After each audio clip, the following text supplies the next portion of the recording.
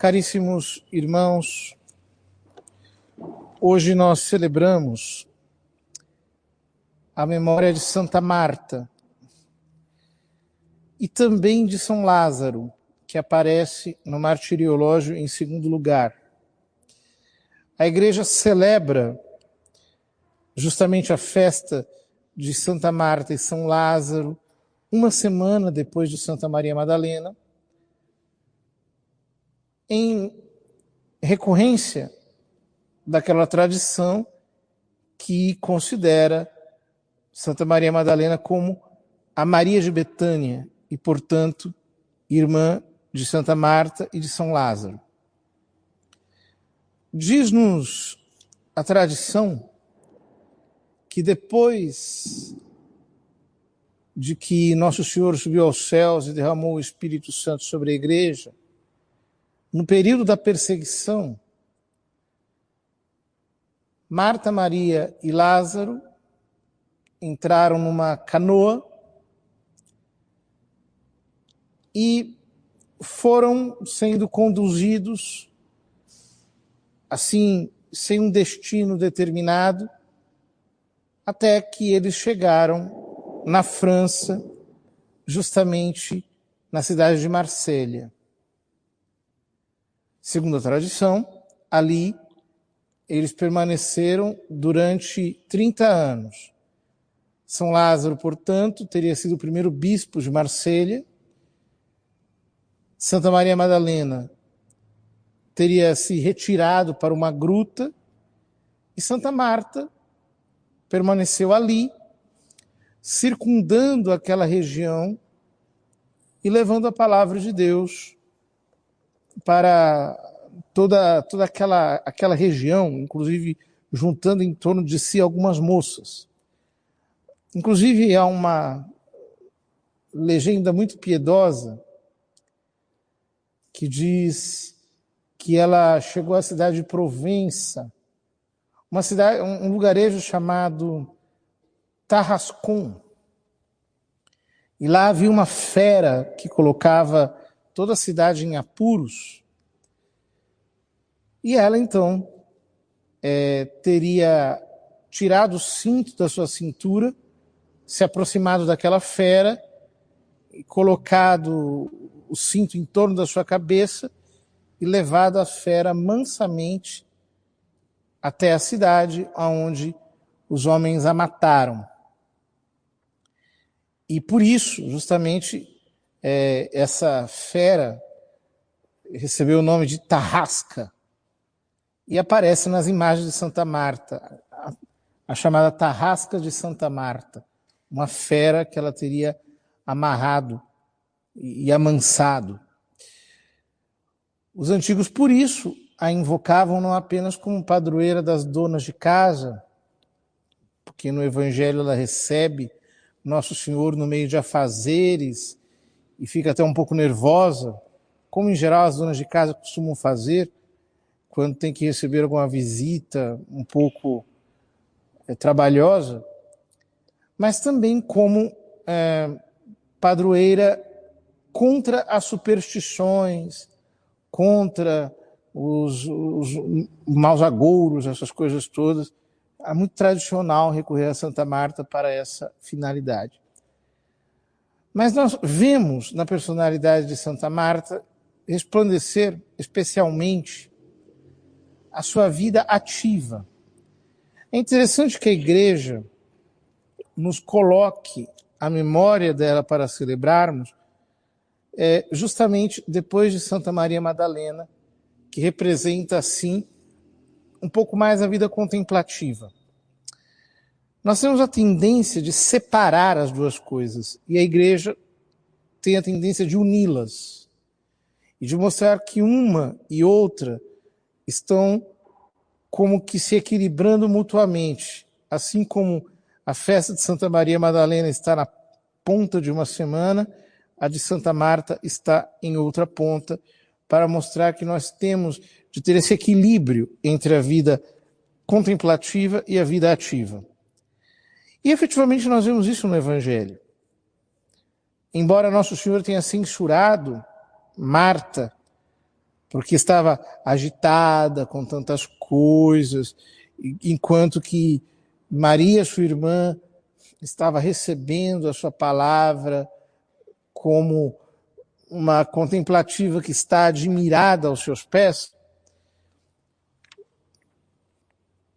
No episódio da ressurreição de São Lázaro, é Santa Marta que sai correndo e vai ao encontro de Cristo. É Santa Marta que diz a ele: Senhor, se tivesses estado aqui, meu irmão não teria morrido. É a Santa Marta que ele diz: eu sou a ressurreição e a vida. Quem crê em mim, mesmo que morra, viverá. É Santa Marta que lhe responde: sim, Senhor, eu creio firmemente que tu és o Messias, o Filho de Deus, que devia vir ao mundo. Utilizando quase aquela mesma expressão que São Pedro utiliza no Evangelho de São Mateus. Tu és o Messias, o Filho do Deus vivo. Em outras palavras, Deus nos deixou, no meio dos nossos afazeres, com as nossas famílias, com as nossas comunidades, com as pessoas com quem convivemos, no meio dos nossos trabalhos. E por mais que nós quiséssemos, e talvez no nosso coração exista esse desejo, essa espécie de anseio por uma vida bela, organizada, ordenada, uma vida arquitetônica, cerimonial, conventual. A vontade de Deus é que nós nos santifiquemos aqui, entre parentes, amigos, no meio das povoações com as pessoas, falando com um, com o outro, no meio de gente, no meio de feras, amansando bichos indomados. Foi aqui que ele nos deixou. E ele precisa de nós justamente aqui. No entanto, nós jamais poderemos alcançar essa união com ele, no meio de todas as coisas, se nós não tivermos nosso coração tomado pela certeza da fé. Ou seja, no meio de tudo isso, eu preciso olhar para Cristo e dizer: tu és a ressurreição e a vida. Tu és o Filho de Deus que devia vir ao mundo. Tu és a resposta que todos anseiam. O meu olhar tem que estar em ti. A minha esperança tem que estar em ti. O meu amor precisa repousar em ti, precisa se acender em ti. Apenas quando o nosso coração está aquecido pelo fogo da caridade de Jesus Cristo, é que nós conseguimos, no meio da nossa vida apostólica, da nossa vida ativa, fazer com que os homens se encontrem com Ele e permitir que Cristo continue falando e agindo através de nós.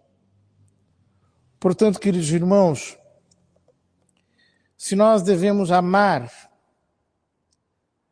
a condição na qual Deus nos colocou e buscar a santidade do nosso próprio estado, nós não alcançaremos de qualquer jeito. Nós precisamos dar a primazia à fé. Portanto, a tudo aquilo que diz respeito a Nosso Senhor, a oração, os sacramentos, a intimidade com Ele, a comunhão com Ele. A verdade é que a maior parte dos cristãos perdeu Cristo e não se preocupa muito com Ele. Está preso nos seus afazeres sem se concentrar sobre Nosso Senhor. Não busca ter uma vida interior, não quer fazer com que o seu coração seja um santuário no qual habita Deus, não quer se converter. A maior parte das pessoas dos nossos dias se esqueceu de Cristo, se esqueceu do Evangelho, está perdido no meio de dezenas de afazeres, quando o único necessário, o único que não pode ser alterado,